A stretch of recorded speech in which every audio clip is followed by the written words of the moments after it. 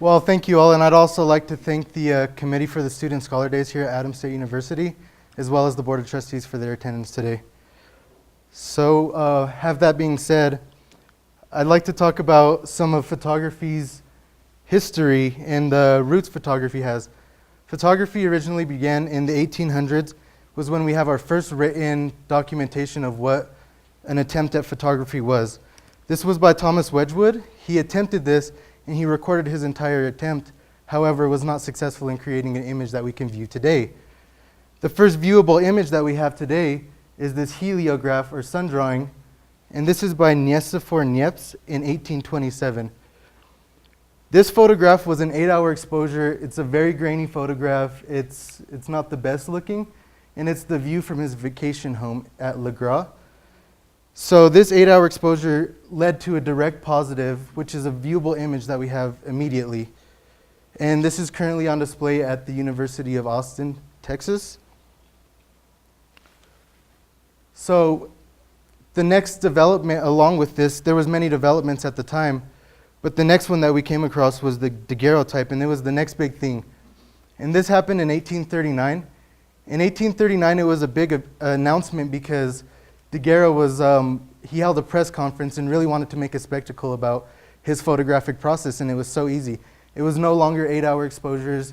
It was a lot shorter of a time, so it was something that was more accessible and something that people could use a lot more often. And obviously this represented a likeness of people such as Edgar Allan Poe and the photographer unknown, but it was a representation. This was also a process that led to a direct positive, and it was a silver-based process. So a little bit about what I say direct positive. I keep mentioning that a direct positive. It's an exposure to light that produces a viewable image without using a negative. The mention of the negative is so important because the next process we have was invented by Sir John Herschel, and it's the cyanotype process. The cyanotype process is something I'm actually working in currently, and it was developed by Sir John Herschel to be a way for him to record his astronomy notes. And he wanted something that he could do that easily and keep them for a long time.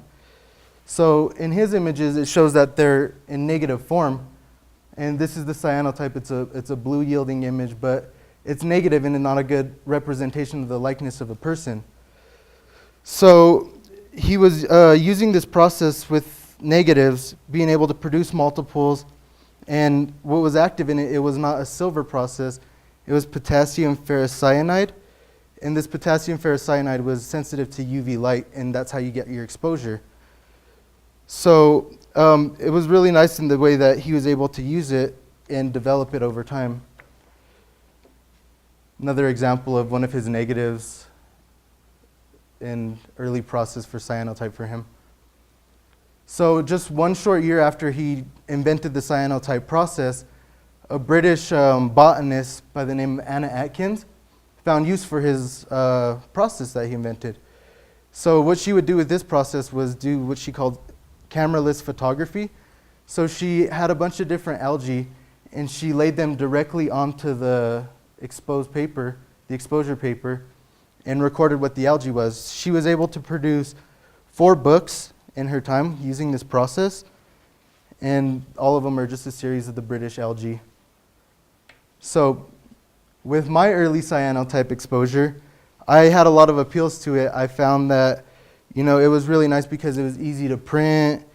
There was a negative that you could create in many different ways, being that I worked in analog photography. And it produced a cool result. A lot of it you could see where it was hand applied. And so it had a lot of that, the artist in it. And it's something that I really personally liked. It's not something that's always desirable for everybody, as we know, though. But I found it very appealing. And along with that as well, it is very, very flexible in what you can do with it. Cyanotypes allow for many different printing applications. So we have these examples of these artists. He printed cyanotypes on denim jeans. They were white denim, and he used negatives and positives to create an image on this denim.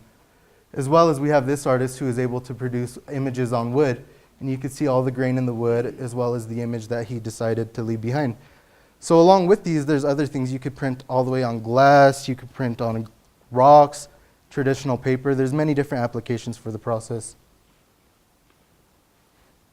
So originally, photography has its roots in science. Photography was developed as a scientific necessity, and because of that, there's a lot of connotation that photographs hold truth and that a photograph is something truthful.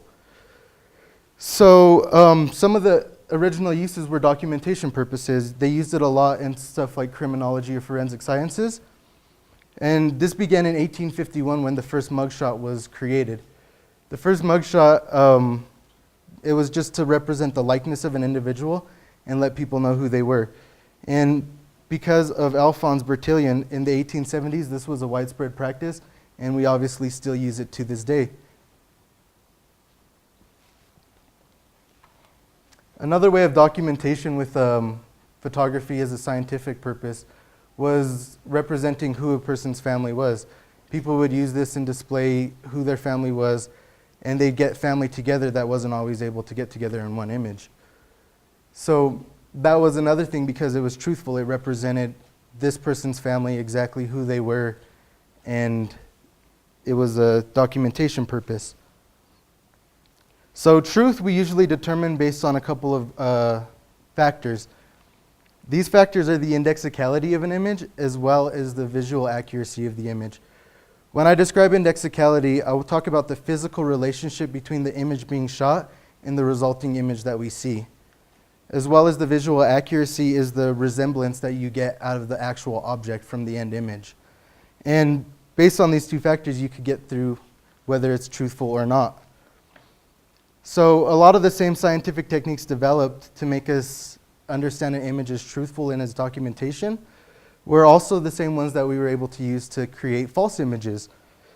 With these false images, what I've learned through my time is that it's how you want to display or what your intent behind the photograph is. You could create false representations of reality with false images based on different techniques. And I think with techniques nowadays that we have, such as Photoshop, it's so widespread use that a lot of questions came about when you're looking at any image nowadays, whether or not it's Photoshop, whether or not the manipulation is truthful, and the meaning behind the manipulation by the artist.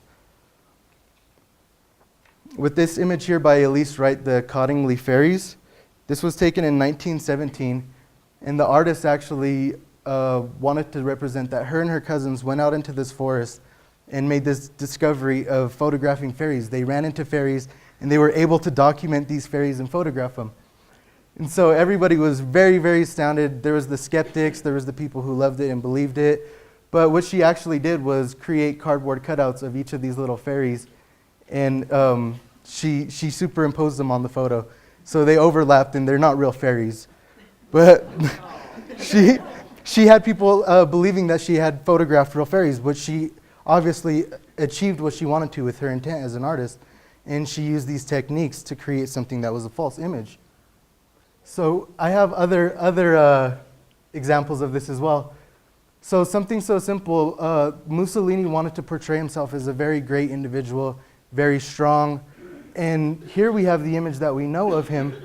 However, the original image has a horse handler, and so the horse handler, you're taking that away from him. He's not so like macho as he wants to be in this image. And it's all about, goes back to the intent. Something so simple as editing it like that, he was able to achieve this. Dorothea Lange was also one who used a different type of photographic technique to achieve a desired image. What she did was she shot many images until she got the one that she liked. So oftentimes photographers will have a contact sheet, and they'll go through and circle which ones are good and which ones are bad. And that's how you arrive at your keepers and what are your best photographs. So Dorothea Lange, you could see this migrant mother, she's very, very famous for this work, but she has many different instances of what this was. So another way of getting across her intent, and at the time it was what she wanted to document. So, and of course, I'm sure everybody has seen this image nowadays. It's all over the internet, and it's another way. It's a personal gain via Calvin Klein wanting to sell his product, and so he has photoshopped the model to create him bigger and get this personal agenda out. And something like this it raises questions about what manipulation can do for us today. So manipulation could lead people to feeling lied to. It could bring up a question of ethics, as well as something like a person we know, everybody knows who Justin Bieber is. However, because you talk about him so much in photographs and he's so in the eye of publicity, that you begin to know exactly, he becomes like a false representation because he's photoshopped or whatever it may be. So next I'd like to talk about some of my artistic influences on my journey through photography.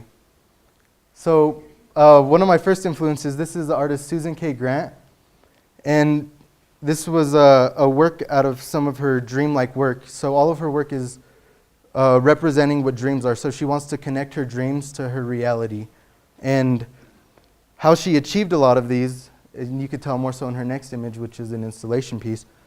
She was sleeping under supervision in a lab, and when she was at her deepest moments of sleep and when she was dreaming her most, she was awoken suddenly by the scientists and asked to record what was in her mind's eye.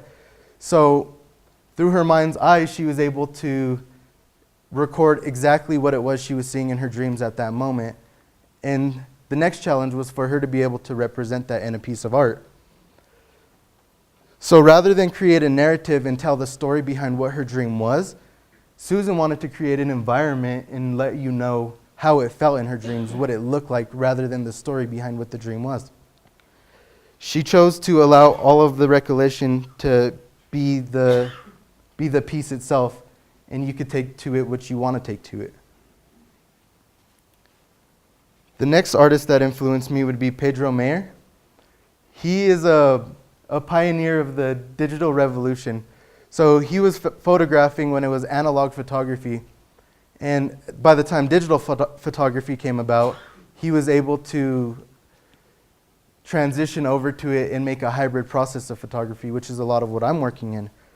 So having that translation, he was only able to translate what he knew working in the darkroom as an analog photographer into what he wanted to do as a digital photographer. And this created for some very strange imagery. The images are superimposed over each other, and he built up many, many layers to create narratives about whatever social construct he wants to talk about. And a lot of them don't make the most sense when you're viewing them, or they have a weird aesthetic to them because of that. But it's a more so a limitation to what his ability was due to technology at the time. The next artist was exactly in the same boat. He was another pioneer of the digital revolution. This is Todd Walker. And because of the hybrid technology that he had to work with as well, he took a completely different approach to it, however, and edited the pictures to extremes. He put extreme saturation on them. The lighting is very different on them. You get more so to one color palette rather than an even color palette that would be natural to our eye. And a lot of it happens, because of this hybrid process, you lose a lot of the detail. You can still recognize what the image is, however, you lose what all of the detail in it is. And that's part of the hybrid process he was working through and trying to understand. As you can see once again in this next image of his, it's very, very strange looking because of the blown out lights, the extreme saturations that are in it, and the extreme color palette. And again, it goes back to what we were looking at in cyanotypes, that it's not an exact representation of a human being. It's not ideal for representing what a human is. And so now we go into talking about some of my work. When I'm looking at my work, I like to think that reality is subjective. My biggest view on how I can manipulate an image is based on how to look through a viewfinder. A viewfinder is a cropping on what my vision of reality is. It's not exactly what everybody will see, however, I'd like the images to be relatable to a point to where you can bring your own reality into the image. So a lot of my images, they are manipulated in a way to where they have extreme highlights and you get a lot of detail in the shadow. And the reason why this has occurred in my images is that I am shooting my photographs as a longer exposure, meaning I am allowing my camera to take in more light while allowing it to allow details in the shadows that you would normally lose. And you lose detail in the lights that you would normally have regular representation for. And you could see as well in this was a completely dark night, but because of the factors that were all around, you get to see all of the outside light that allows for a representation of the image. And a lot of this, it fascinates me because I have an infatuation with the natural light versus artificial light. Natural light allows us to accomplish everything we need to do. We get up in the morning and it's light out so we can go out and work, we can accomplish anything we need. And we've also created man-made light to be able to accomplish the same amount without having the actual natural light. So a lot of this natural light, I feel, is very useful, but the artificial light, it gets lost. We look at it as something that's more of just there rather than appreciating what it allows us to do. And so I'm looking a lot into how this light is interacted even when nobody's around. All of my images lack human presence, and they're really, strange in that sense because it gives you a feeling of desolation, but they're warm because of the lights. And the longer exposure, actually accepting more light, literally changes the warmth tone of the light. So the levels of connection will obviously vary in my images based on how a viewer understands it or interprets it or what experiences they have had to relate to it. So in my work, I have started with an original image. I shot them digitally, and I'm creating my own hybrid process, exploring the old historical photographic processes. So I have an image here I shot digitally, and then in the next segment of it, I was able to change this into a digital negative, and this is a section of a digital negative. So I have sectioned it off and created a negative, and from that negative, I am allowed to print in my cyanotype process. So in the end, we result with the cyanotype process image, and it is pieced together. There are 6 images broken down from the original digital image. And some of the things you could look at and gain from this are the type of hybrid process I've gone through and what it has done to the image. I am not printing on traditional paper, as most photographs usually are. I have decided to print my images on silk fabric, and they will hang in the environment, sort of in the same way that Susan K. Grant did, to create an environment or a certain aesthetic while you're viewing it, and you can interact with them, being that they're not stagnant and stuck on the wall. So as well as being that, the fabric has allowed different things. So you can see it's transparent in areas, and you have a loss of detail because of what the image has gone through my hybrid process. So the digital negative changed it to where it would lose some detail. And each step in the process along the way has changed my images to where they have lost and completely altered the image in the end result. So having to do such a technically sound process, I had to do a lot of research into how I would achieve this. So some of my research started with testing different types of material. I tested many different fabrics. I tested some that worked wonderfully. I tested some that didn't give me the desired effect, that printed well. And then I finally arrived at the silk because I was allowed to have that transparency I wanted as well as the good printing I wanted. So this is one of my original tests to see if I would even be able to create this process and finish it out. And so the next thing I would have to test would be putting the images together. I wanted to make sure that breaking it down from such a large image and then reconstructing it would result in a desired effect that I wanted.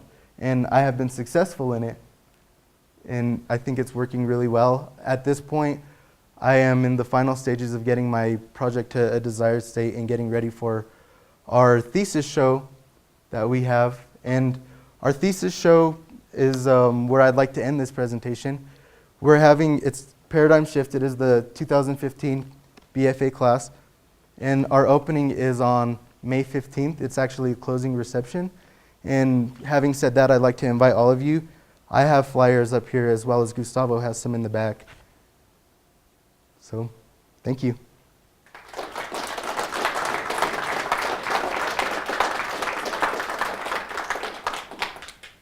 Questions?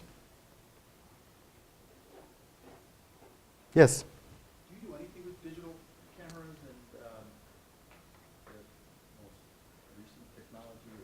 Absolutely. So being that I wanted to create a hybrid process, when I originally started this, I shot all of my image digitally. So all of my images that I'm using for this project have been shot digitally.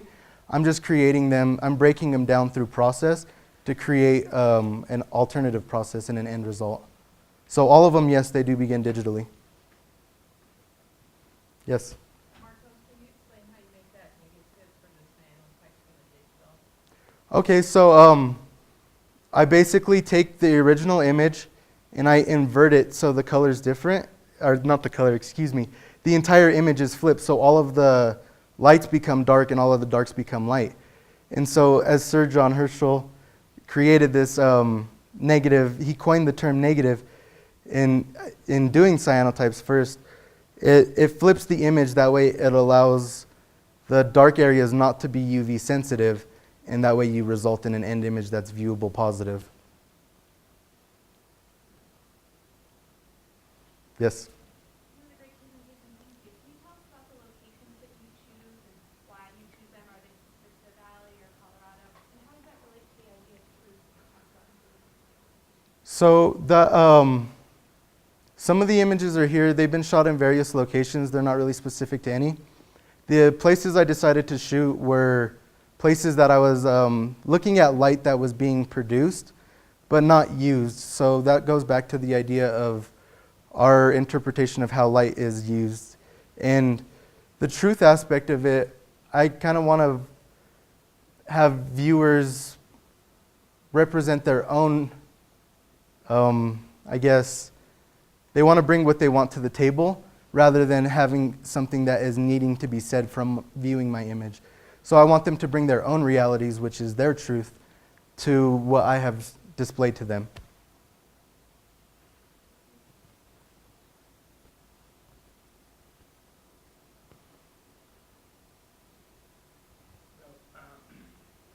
you think that, I know this from knowing you, but you have a background in painting and drawing. Do you think that that influences the reasons, the reasons why you like the kind of fine motion? Do you think that there's a correlation between those two meanings? I think that there is, being that something is hands-on. A lot of times with digital photography, you shoot digitally and it's all in the camera. Then you plug the camera into the computer and you can manipulate it through that. But when I'm doing analog process photography, you're hands-on and you're actually dipping the photo in the chemicals and you see the image come through and you're drawing the prints yourself by hand. And I think that does have base in wanting to, being in a painting background, because it's hands-on and it's not something that you send through a printer and get your end result. Yes? I'm very intrigued by your cyanotype application for the wood. I can't remember who did that. I didn't have an artist on that. I used that for an example, but I have actually tried it myself, and it works on almost anything porous and it changes it. I've done cyanotypes on rocks before, and I've read about processes where they can actually use gelatin as a binder and print cyanotypes on glass. I'm curious about how you would protect that cyanotype on the wood. You put a regular finish over it? Yeah, so you'd be able to finish the wood if you like, and even when they're on, so there's different ways of protecting them. Cyanotypes can fade over time from being in sunlight, and being that they're exposed to the UV light, you can actually protect them and rejuvenate them by just putting them in a dark place once again, and they'll regain their color.